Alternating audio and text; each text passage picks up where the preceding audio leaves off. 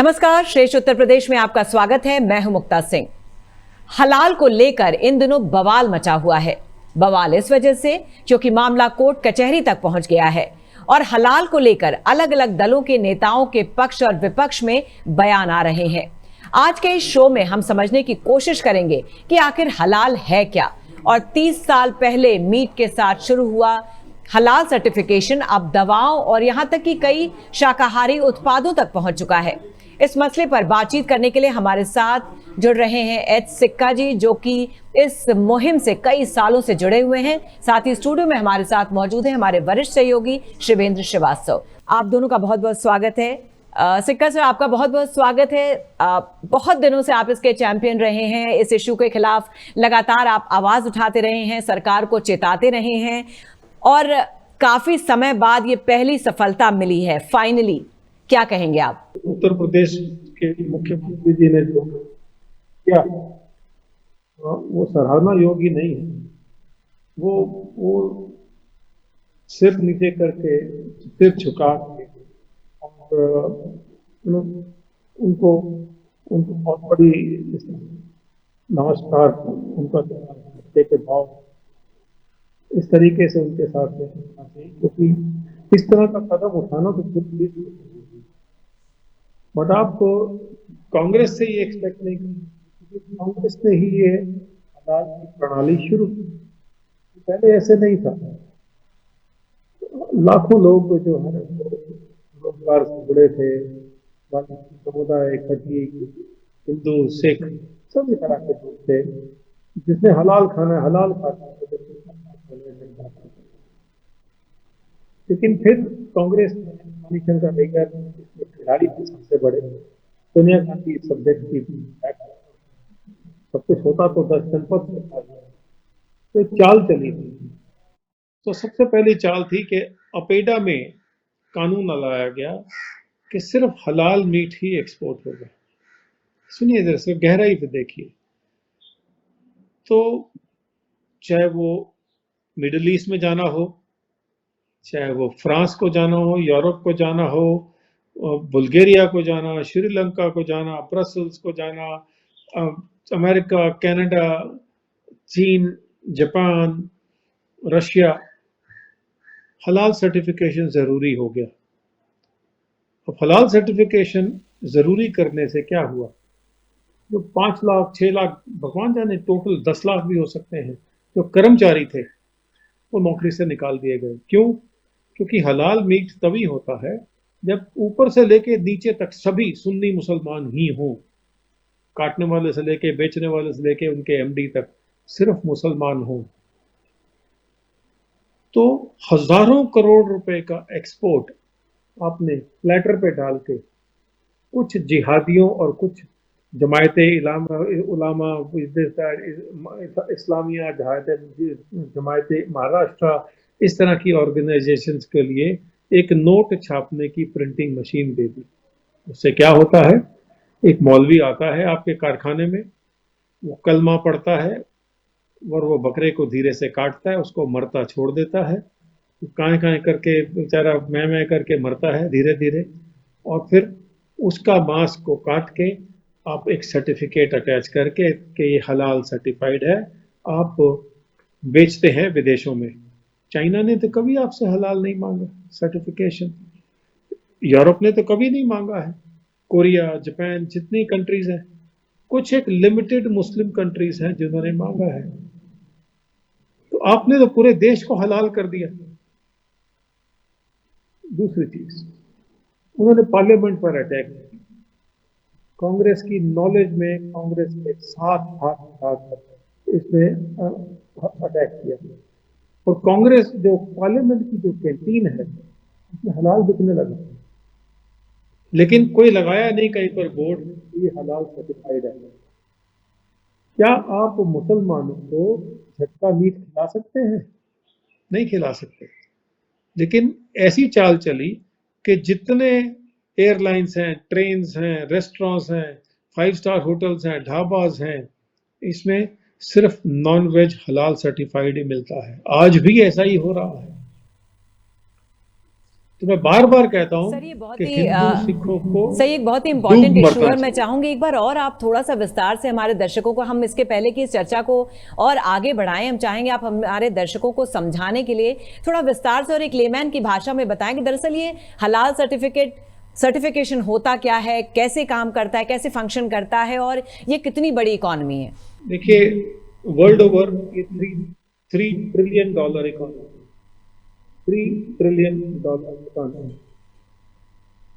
अब ये हुआ ऐसे है, मुसलमानों को आज तक कोई एक दुका तो साइंटिस्ट नहीं हुआ। इन्होंने तो पेनिसिलिन भी आज तक ने खुद नहीं बनाई, बॉल पेन की निब भी जो है ना खुद नहीं बनाई है। ये हम नहीं कह रहे, ये मिस्टर हसन है पाकिस्तान के सबसे बड़े प्रवक्ता, ये बिल्कुल उनका सधा हुआ डायलॉग है कि तुमने तो आज तक मुसलमानों, ये उनकी हसन साहब की है बात, बॉल पॉइंट की पिन तक नहीं बनाई, अब ड्रग्स कहाँ बनाओगे। तो उन्होंने आज तक रिसर्च के नाम पे तो कुछ नहीं किया किसी देश ने। पाकिस्तान से क्या उम्मीद कर सकते हैं आप। तो इन्होंने क्या किया, एक तरीका अपनाया कि भाई कमाई तो चाहिए, पैसा तो चाहिए।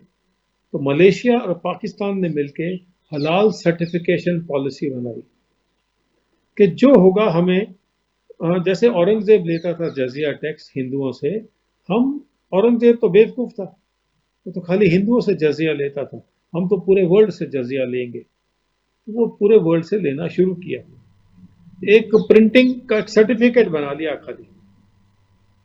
इस सर्टिफिकेट को खरीदने के लिए आपको 50,000 से लेके 1 लाख तक या जितने भी उन्होंने हर प्रोडक्ट के ऊपर की डिफरेंट फीस लगाई है कि अगर ये एक्सपोर्ट करना है तो ये आपको हलाल सर्टिफिकेट छापना पड़ेगा कि ये प्रोडक्ट हलाल सर्टिफाइड है। भुजिया हलाल बीच में आपको रोकना सर्टिफाइड है। चाहूंगा, एक चीज और क्लियर कर दीजिए।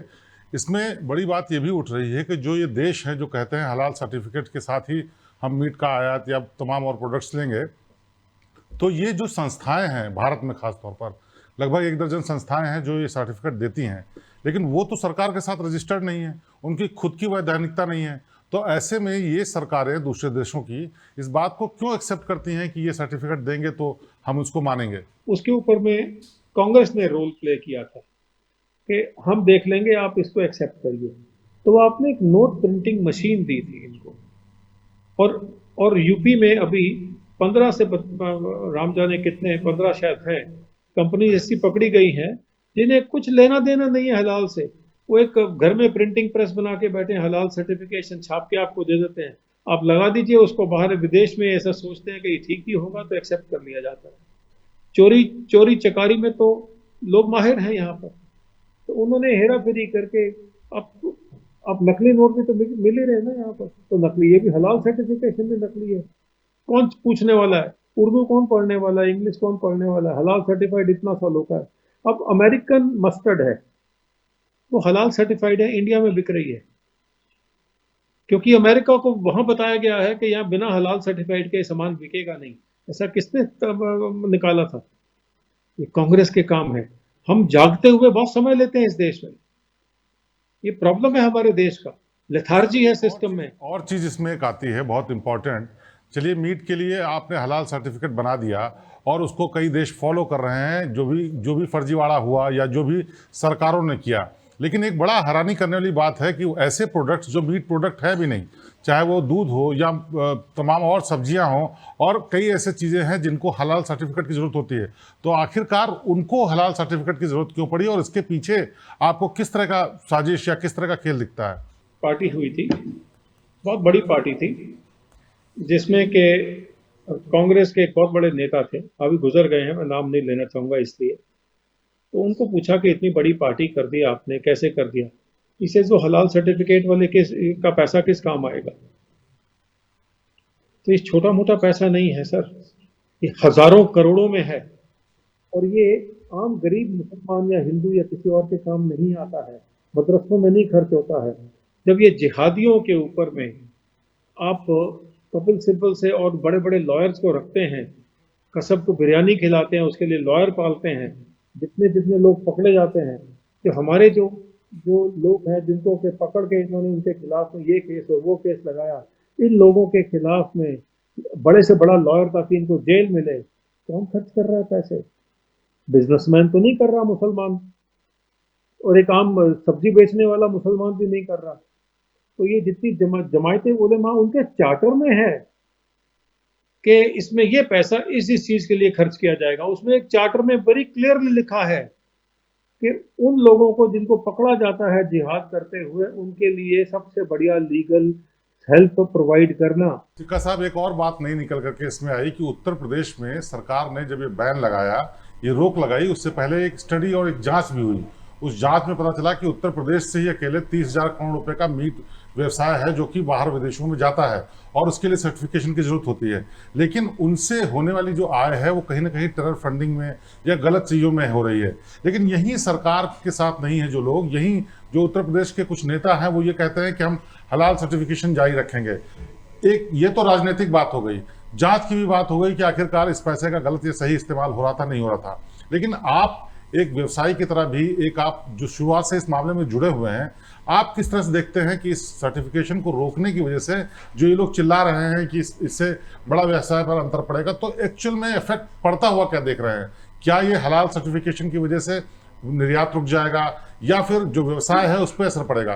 क्योंकि जिस तरह से आपने बताया कि इससे एक कम्युनिटी को असर पड़ा, तो क्या अब दूसरा परिप्रेक्ष्य में आप क्या देखते हैं? मैं आपको एक सवाल पूछता हूँ। सात्विक खाना हम लोग खाते हैं, एक सर्टिफिकेट सात्विक भी देते हैं। आप अगर वो लगा दें तो क्या मुसलमान उसको एक्सेप्ट करेंगे? क्या आप झटका मांस मुसलमानों को खिला सकते हैं? आप पूरे देश में कैंटीन्स में, अभी हाल ही में ट्रेन्स में एक चाय जो पिलाने वाले हैं वो बड़ा सार्वजनिक हुआ है, वो भी हलाल सर्टिफाइड सावन के दिनों में। और हम टॉलरेट कर रहे हैं क्योंकि हमारी नपुंसकता सर चढ़कर बोल रही है। दूसरा, पैसे की बात करते हैं। मैं ये बात बाबा रामदेव, बाबा कहे जाने वाले रामदेव की बात पूछता हूँ।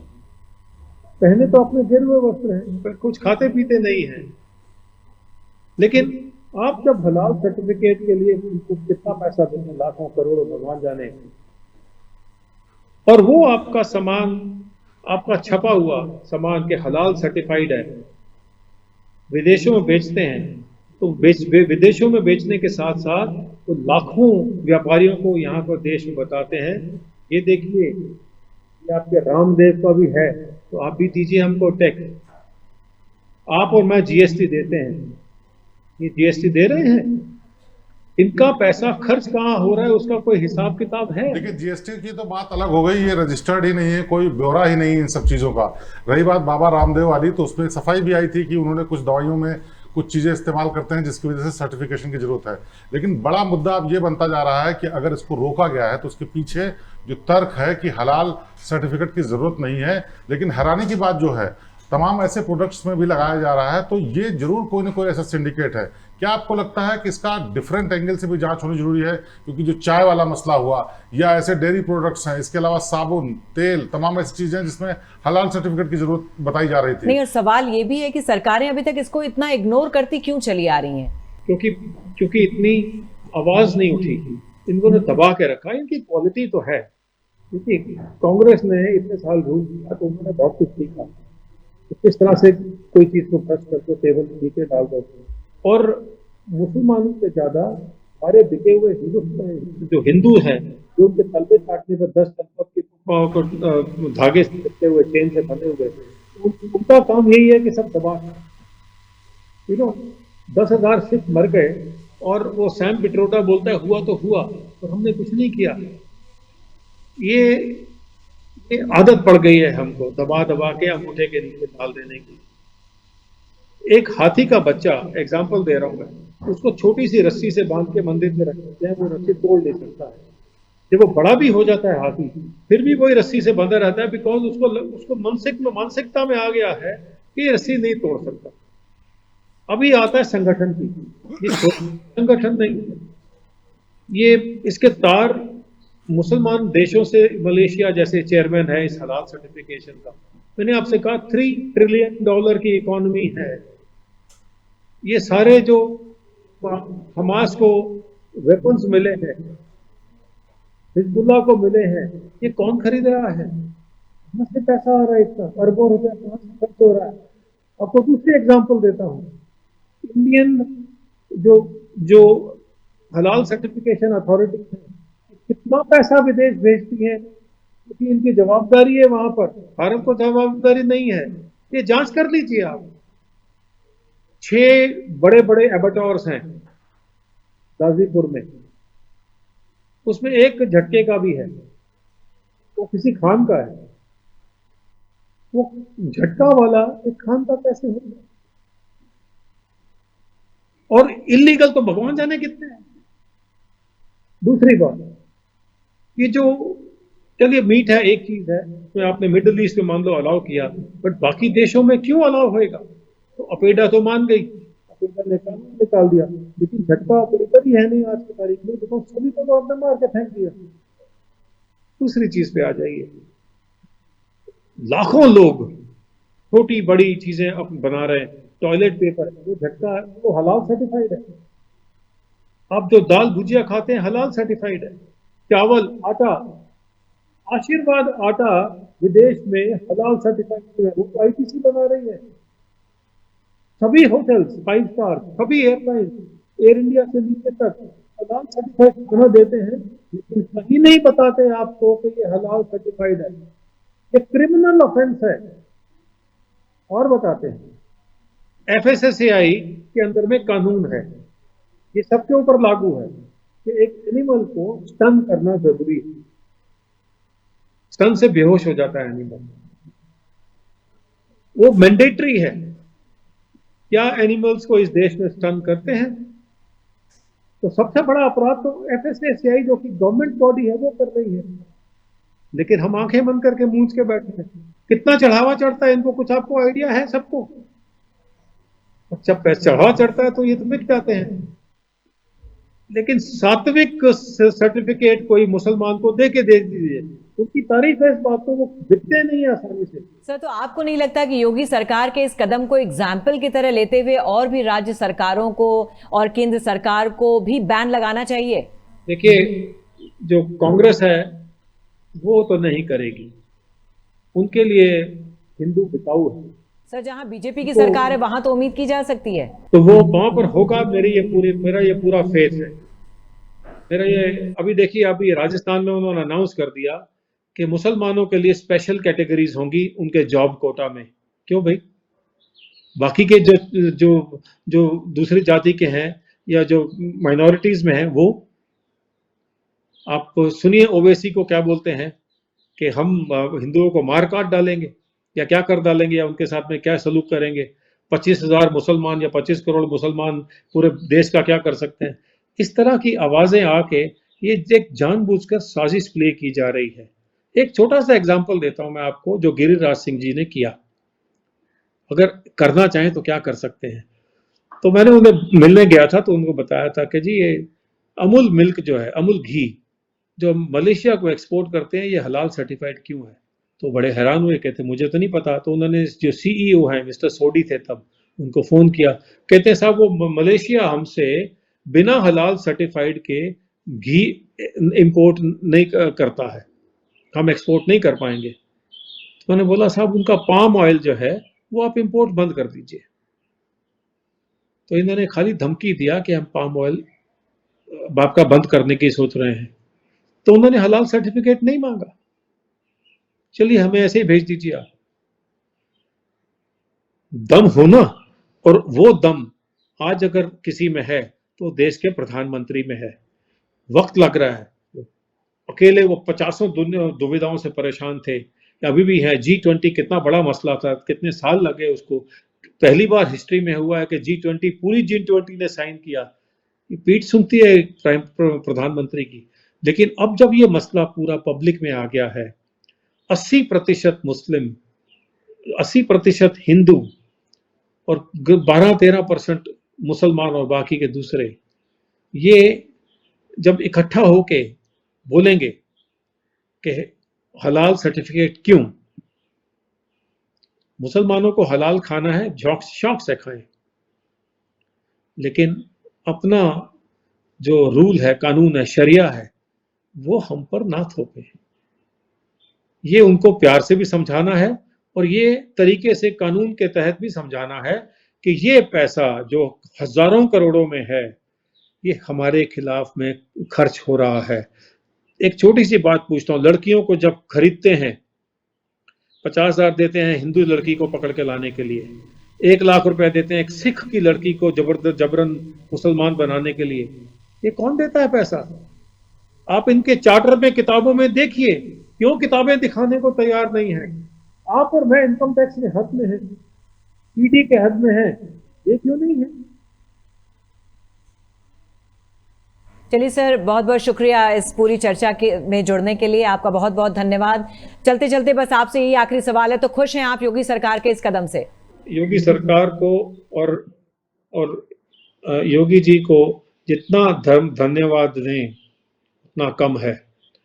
अकेले चीफ मिनिस्टर ने 2 दिन में वो कर दिया जो हम काफी समय से, मैं कम से कम 7 साल से इससे जुड़ा हूं, मैं ना कर पाया। उन्होंने वो कदम उठाए जिससे कि पूरे देश में समझ आ गई, लोगों को अवेयरनेस ही तो क्रिएट करनी है।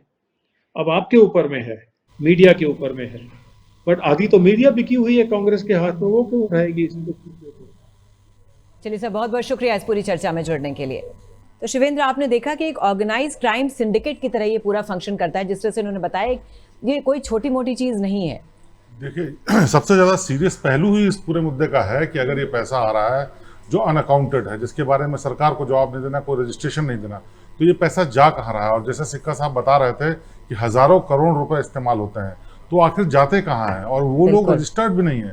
तो ये मुद्दा जांच का विषय है, और जैसा यूपी सरकार ने तय किया है कि अब इस पूरे मामले में जांच भी की जाएगी, तो आने वाले दिन में इस पूरे मामले में बहुत सारे खुलासे होंगे। लेकिन सिक्का साहब ने एक बात और भी अच्छी कही कि इसमें अवेयरनेस की कमी थी, अवेयरनेस नहीं थी लोगों में कि मीट प्रोडक्ट्स के अलावा भी ऐसे तमाम सर्टिफिकेशन किए जा रहे हैं जिनमें जरूरत ही नहीं है। तो कहीं ना कहीं इस पर रोक के साथ इस बात का खुलासा भी हुआ है कि आखिरकार जो फर्जीवाड़ा चल रहा था, जो एक तरीके से साजिश चल रही थी, वो किस ओर जा रही थी। बिल्कुल। चलिए, बहुत बहुत शुक्रिया आप सभी का इस चर्चा में जुड़ने के लिए। धन्यवाद।